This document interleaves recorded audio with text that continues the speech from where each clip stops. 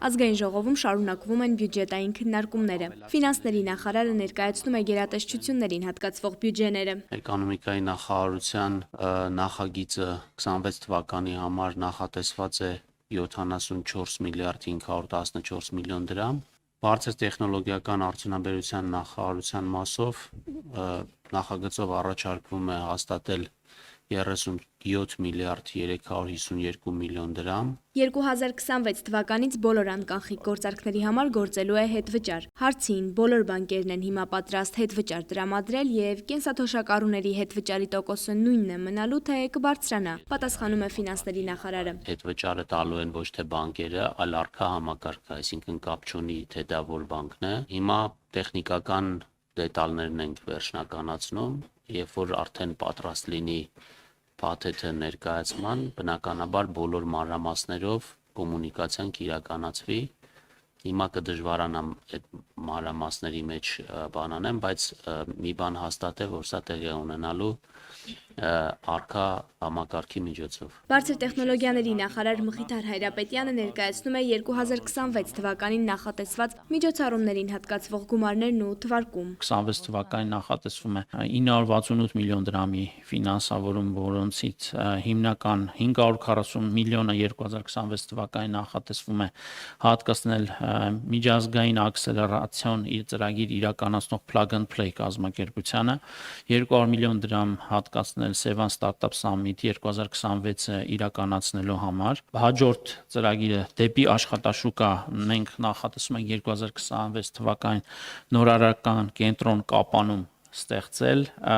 որի համատեքստում մենք 150 միլիոն դրամի ներդրում ենք մտադիր կատարել 26 թվականին, նպաստելու է տեխնոլոգիական եւ գիտական կրթության, բարձր տեխնոլոգիական մասնագիտությունների զարգացմանը։ Ազգային ժողովի падգամավոր Սերգեյ Բագրատյանը հետաքրքրվում է. արհեստական բանականության կիրառումն արդյոք բարձր տեխնոլոգիաների նախարարության օրակարգում է, թե ոչ։ Նախ եւ առաջ ուզում եմ ասել, որ բարձր տեխնոլոգիական արդյունաբերության նախարարությունը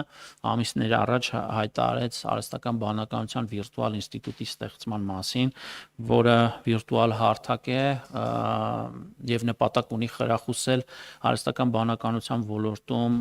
հետազոտողներին եւ ստարտափներին, ինչպես նաեւ գիտահետազոտական կրթական ինստիտուտներին,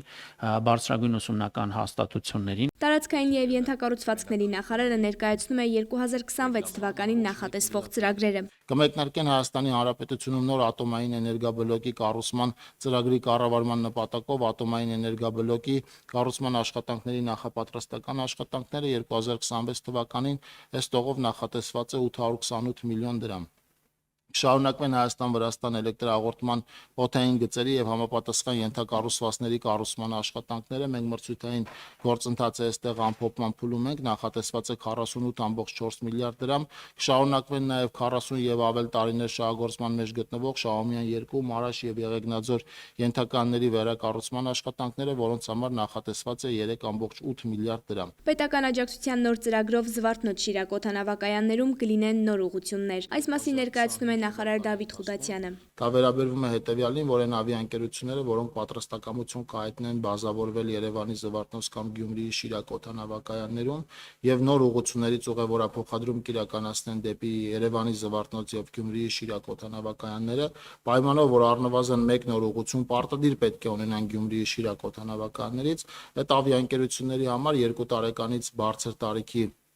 ուղևորների համար իրենց տեղափոխումը դեպի Հայաստանի Երևանի Զվարթնոց օդանավակայան կսուբսիդավորվի 20,000 դրամ եւ դեպի Գյումրիի Շիրակ օդանավակայան 15,000 դրամ մեկ անձի հաշվարկով։ Կադաստրի կոմիտեն բյուջետային 1 հայտ ունի։ Նախատեսվում է իրականացնել 1 ծրագիր գույքի նկատմամբ պետական իրավունքների գրանցման մասին։ 2026 թվականի իրենց կողմից նախատեսվող ծրագրերն է ներկայացնում նախարարը։ Կարևորում եմ առանձնացնել այն հատվածը, որ մեր քաղաքացիներին շուտով տրվելու է հնարավորություն, որպեսզի անշարժ գույքի առուվաճառքի ստանդարտ պայմանագրերը, որոնք հաստատված են կառավարության կողմից եւ որոնք այսօր կնքվում են կադաստրի կոմիտեի գրասենյակներում ստորագրության իսկության ճանաչման միջոցով, տրվելու է հնարավորություն, որպեսզի սեփականատերերը էլեկտրոնային համակարգի միջոցով ես եմ նույնականացման հարթակով անձնական գրասենյակում ստորագրեն եւ ներկայացնեն իրավունքի պետական գրանցման եւ համապատասխանաբար իրավունքների պետական գրանցումը իրականացվելու է ինքնաշխատ եղանակով համակարգի կողմից։ Շողեր Ղլիջյան, Արմալուր։